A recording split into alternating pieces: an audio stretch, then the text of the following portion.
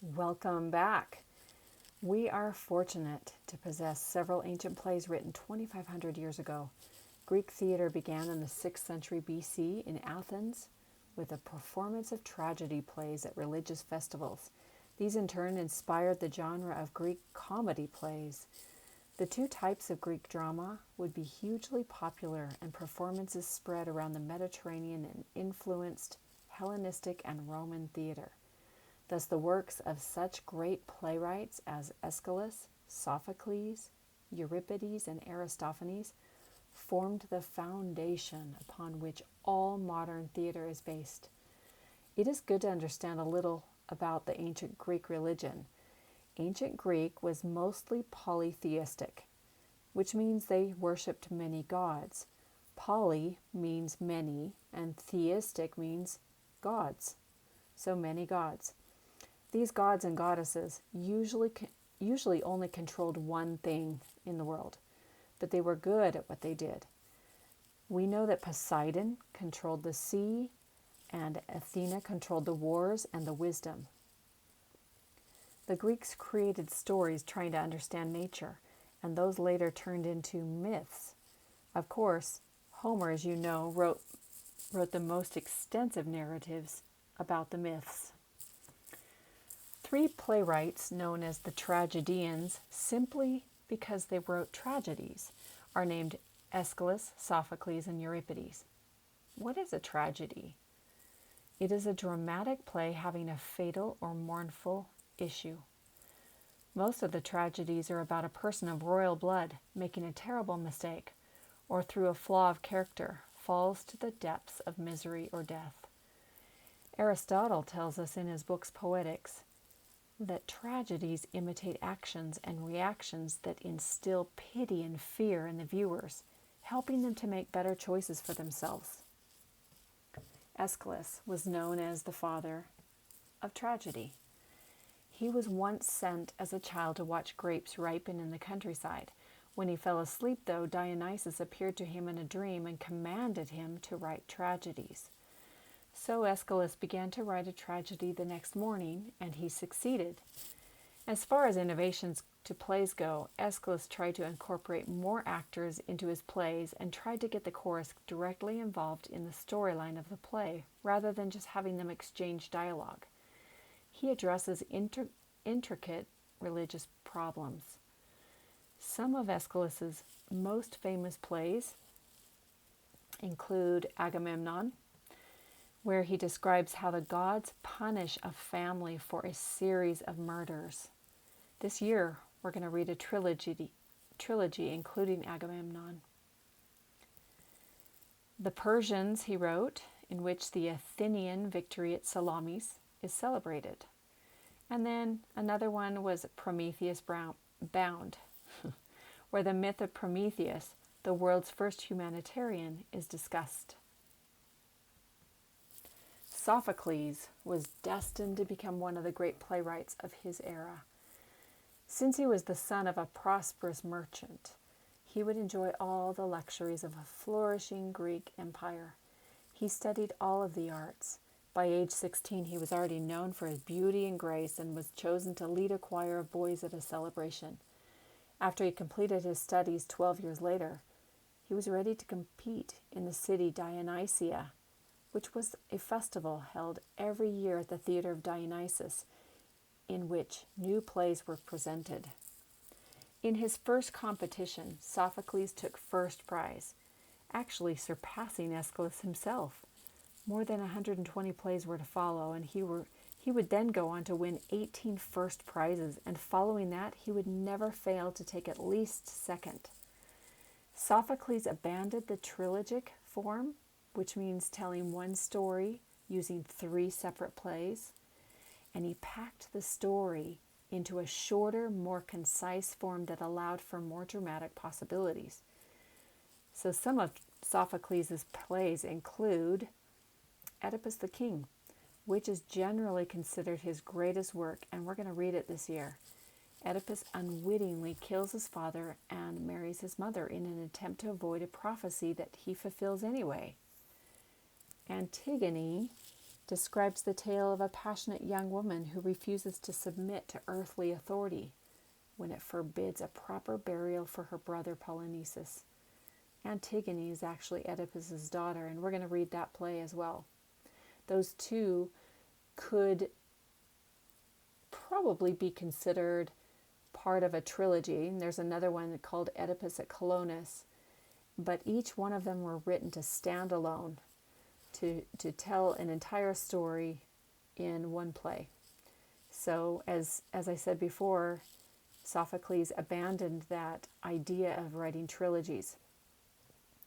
Another one that became famous was called The Women of Trachis, which offers a touching story of a jealous woman, Deneira, and her husband, Heracles. Euripides, who was the son of Menasarchides, was destined from his birth to be a misunderstood poet. He presented his first group of tragedies at Dionysia in 455 BC, but didn't win his first victory until 441. That's 14 years. As a matter of fact, he won only 5 awards, and the 5th one wasn't awarded until after he died. This lack of recognition might seem a bit odd when you consider that Euripides wrote about 92 plays and was compared to the likes of Aeschylus and Sophocles. The main reason that Euripides was ignored by the judges of the Greek festival was because he did not cater to what the Athenian crowd wanted to see or hear. He didn't approve of their superstitions and refused to accept their moral hypocrisy. So in other words, he did not believe in the gods and the goddesses.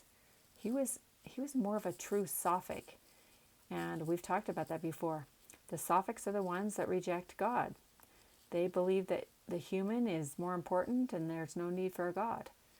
So most of his plays dealt with many personal issues, and they had a tendency to include common, ungodlike people.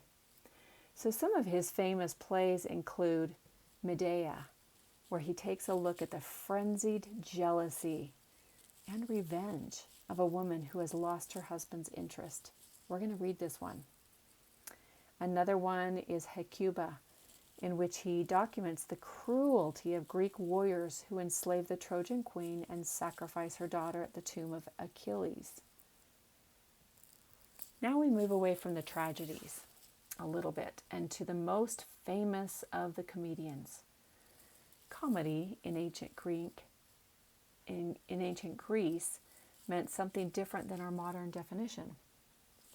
A comedy is a story with a happy ending, usually an ending that includes a wedding celebration or other celebration.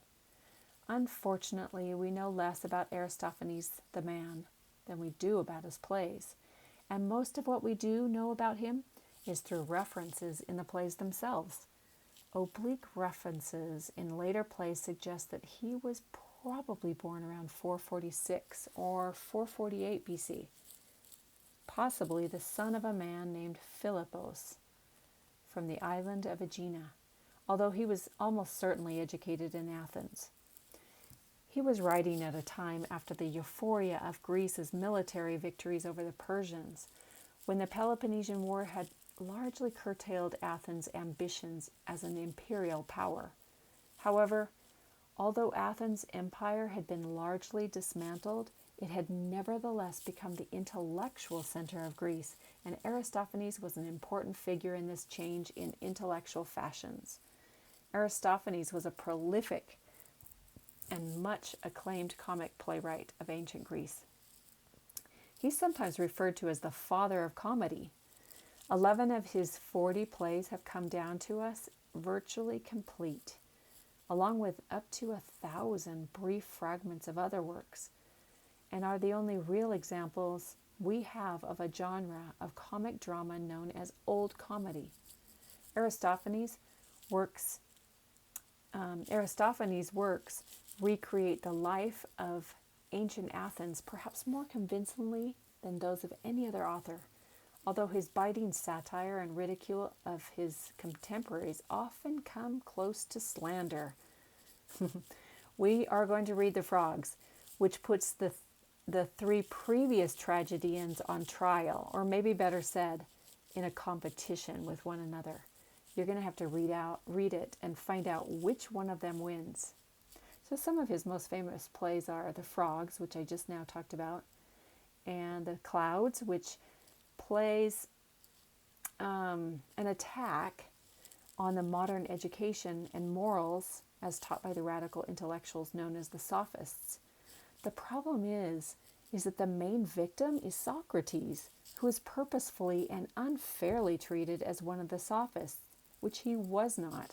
We know that Socrates believed in a higher power, in a god, and the Sophists did not. The third one that I'm going to list here is the birds. And this is an interesting story about Pistheterus, who is a middle-aged Athenian who persuades the world's birds to create a new city in the sky, thereby gaining control over all communications between men and gods, and is himself eventually miraculously transformed into a bird-like god figure himself. And he replaces Zeus as the preeminent power in the cosmos. So you can see this theme of overtaking the highest god and ousting him out to reign in his place. So the architecture was incredibly advanced and the acoustics were amazing. This structure may look familiar to you. It's called the Amphitheatre. And at the foot of the audience is called the orchestra. It's actually a staging area. It is a circular, flat area where the actors and the musicians perform. Today, the orchestra is located in the pit where the musicians sit hidden down underneath the stage and the actors are up on the stage. So that's how the word orchestra came to us. It's from the Greeks. Here you see a raised area in the center of the orchestra, and it's supposedly the center. And when a choral leader stands there to chant a solo or to interact with another actor, the acoustics are such that everyone in the audience can hear. Acoustics means the quality of the building to allow people to hear clearly and sufficiently loud. It's pretty amazing. If you ever go to Greece or even Rome and you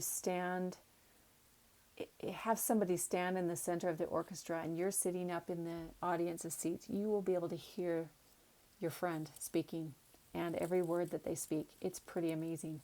I don't know what it would have been like if the entire amphitheater was filled and there were young children or babies. I'm not sure how that would affect the sound, but I imagine it would dampen the sound a little bit. But hopefully someday you'll be able to visit those places and see the amazing acoustics that they have. Okay, this backdrop right here is called the skéné, and it's, in English, it's the scene. So it's the scenic backdrop of all the plays that were done. Sometimes they would change up the skéné a little bit, but for the most part it stayed pretty solid, just how you see it here.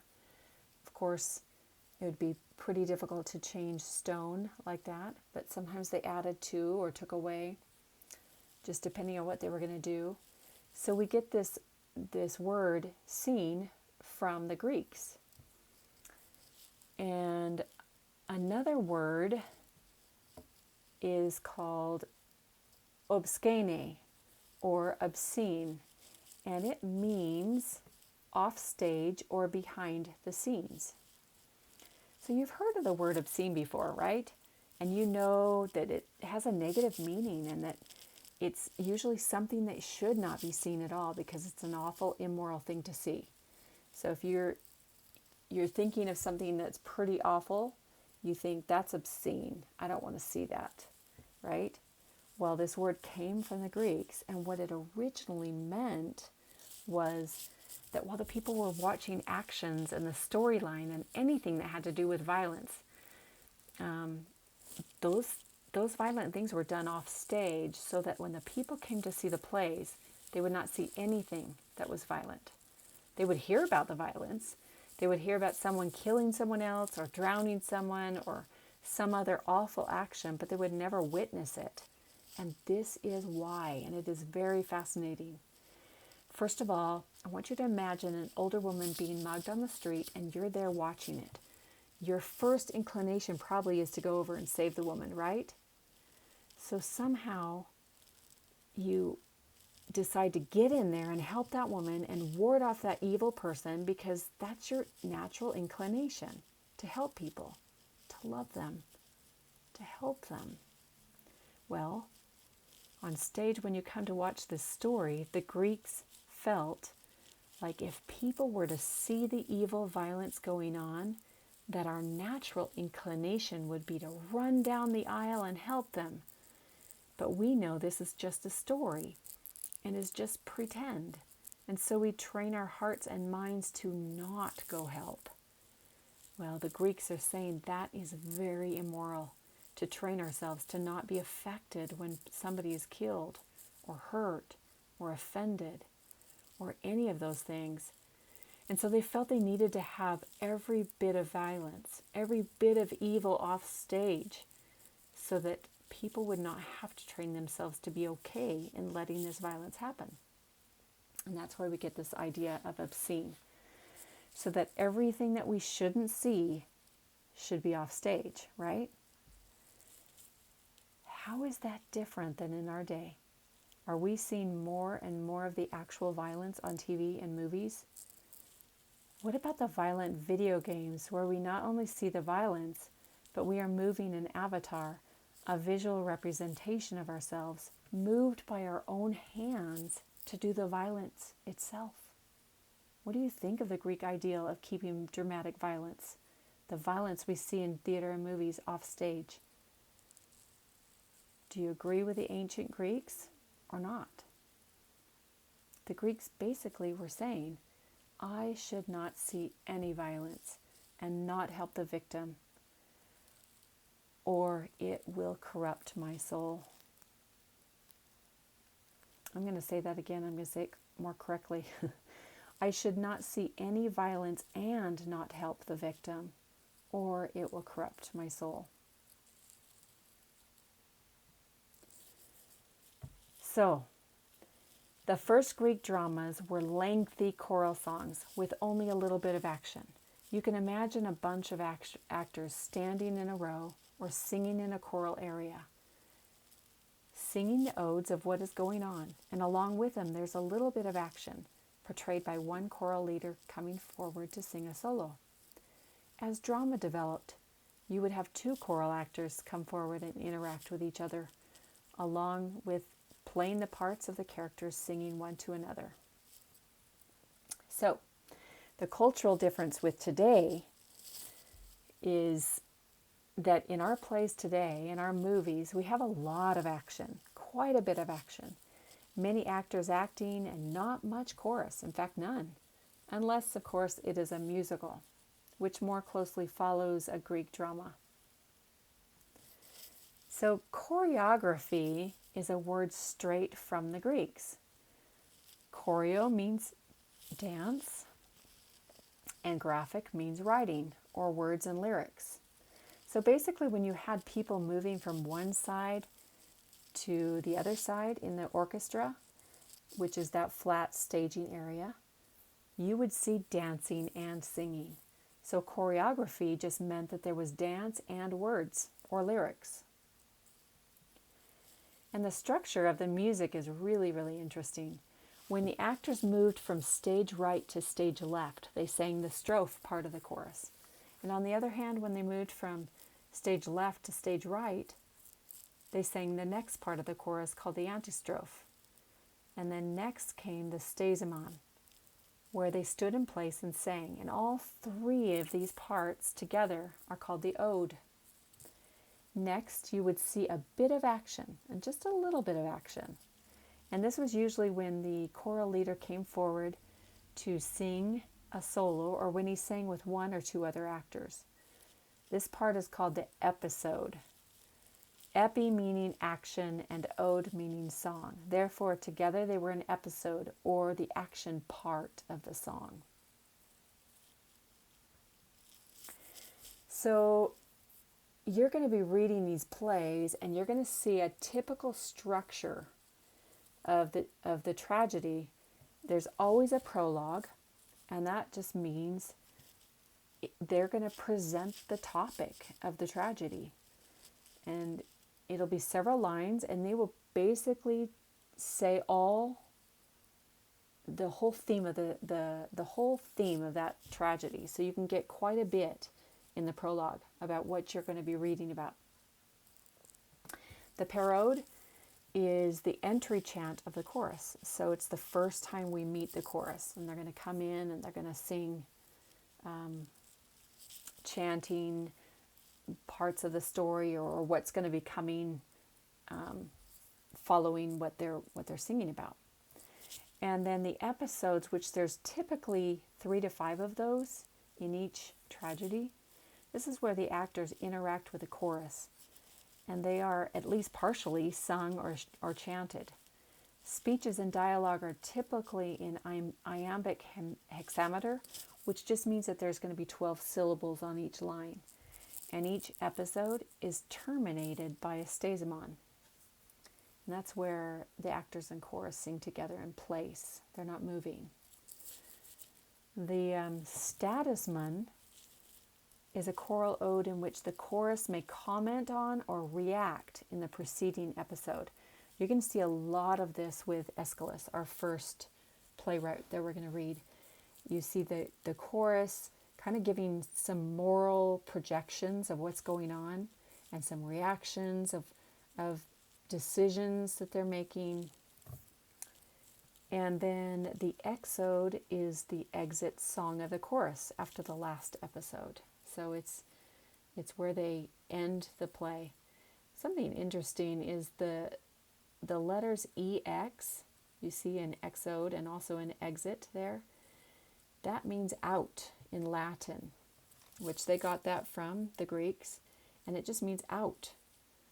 So anytime you see the word exit and you're driving on the freeway, you know a little bit of Latin and Greek, which just means you're going to get out. You're going to get out of that freeway, right? So the exode is the exit song of the chorus after the last episode. Here are some depictions of the masks that they would wear as actors. Actors were almost always men, and they wore masks because the actors were so far away from the audience that it was difficult to see facial features. You can imagine you're way back there and you can't see who is who. So that the masks would help amplify who was who to the audience. And the audience would see the masks because they were more dynamic. In addition to the masks, they wore long robes in an array of colors. Very similar to these. These are modern actors acting out one of the ancient Greek plays, complete with masks and robes. And if you were to actually view a play today done in the ancient manner of the Greek tragedies, this is a scene of what you might see. So one thing to remember is that each individual in the audience knew the stories like the back of their hands. They had been told them all their lives. And the fun thing for them was to come to the festivals and see how the playwright and the director would interpret the story. Or in other words, the audience would come wondering on what point of the story would the playwright really focus. Now, as you read the plays over the next weeks, you are now going to have a little bit more background to help you understand more about Greek drama. And never hesitate. Please never hesitate to ask questions whenever you need clarification on something. I'm always happy to answer those, and I love to meet with you anytime.